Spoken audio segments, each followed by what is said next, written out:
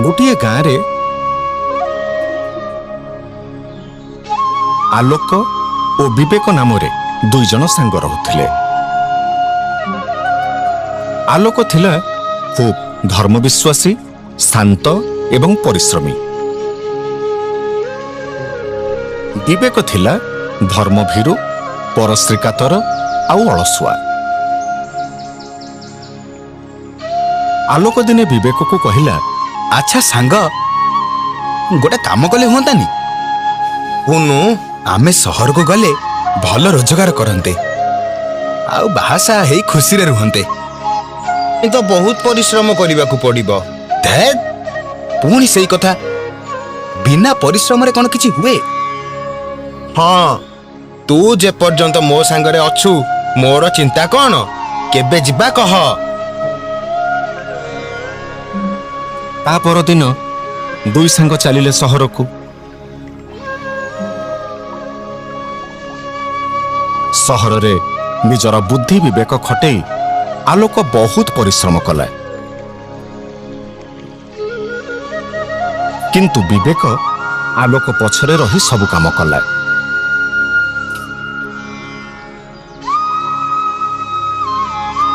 दुहे मिसी बहुत पैसा रोजगार कले। आउ किछि दिन परे सेमाने गाँ को फेरिले।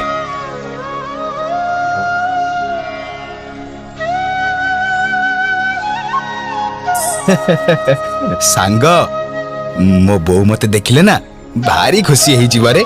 आउ मो बापा तो एते पैसा कमेची देखिले पागल हेई जिबे।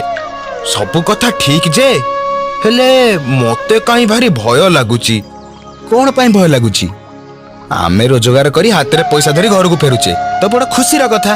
से कथा ठीक सांग, हेले चिंता कलु जेते बेले हम पड़िसा लोक जानि जिबे जे आम पाखरे एते पैसा अछि तेबे कौन हब? आम पछरे तो चोर लागी जिबे। हाँ तू ठीक कहूछु तो। ताहले कौन करिबा? गोटे काम करिबा। एई आगरे जो बड़ गछरा देखुछु ना, सेई बड़ गछ मूले आमे किछि दिन चलिबा पई पैसा रखी बाकी तक पुति दबा। जेते बेले दरकार पड़िबो आमे आसी बाकी तक पैसा नै जिबा। ठीक कहिछु सांग, एईटा ही भल हबो। दुई सांग मिसी पैसा तक गछ मूल रे पोती देले।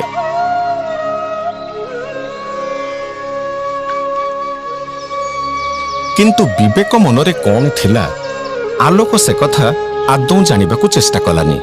विवेकर या पछरे मंद उद्देश्य थिला। दुहे जाई निज घरे पहुंचिले। आलोक बाट चली चली थका ही पड़िथिला, तेणु से सोई पड़िला।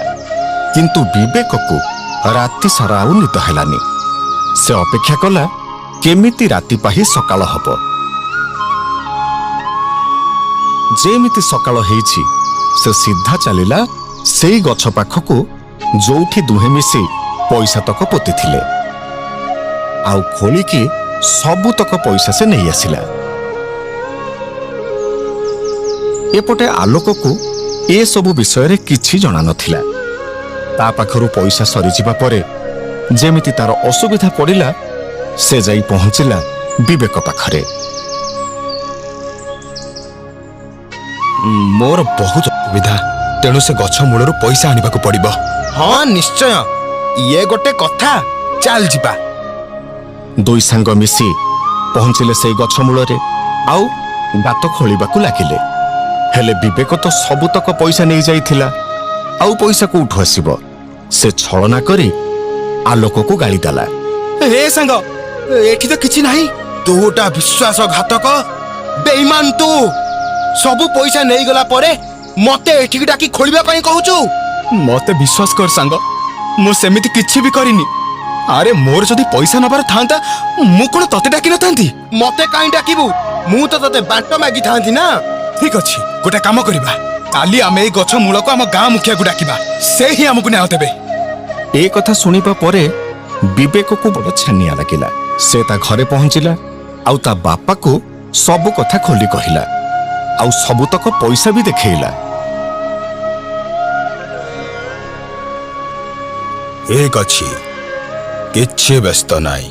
ମୁଁ କାଲି ସେ ଗଛର କୋରଡ଼ରେ ଯାଇ ଲୁଚି ରହିବି ଆଉ ଯେମିତି ମୁଖିଆ ଗଛକୁ ପଚାରିବେ ମୁଁ ତାର ଉତ୍ତର ଦେବି।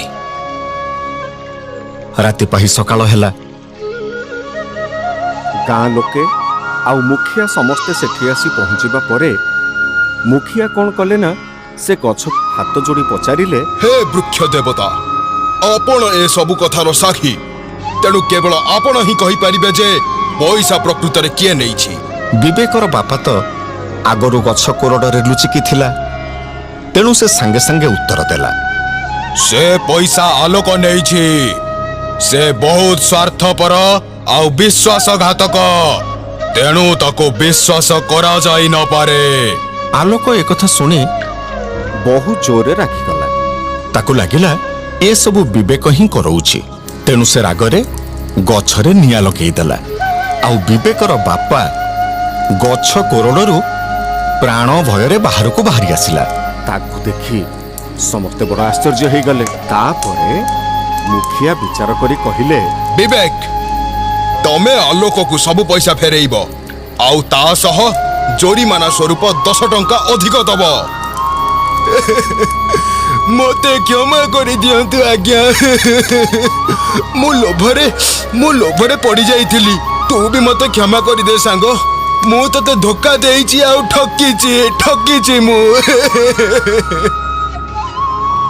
ଏକରେ ତ ଅର୍ଥ ଗଲା, ପ୍ରାଣ ପୀଡ଼ା ବି ହେଲା।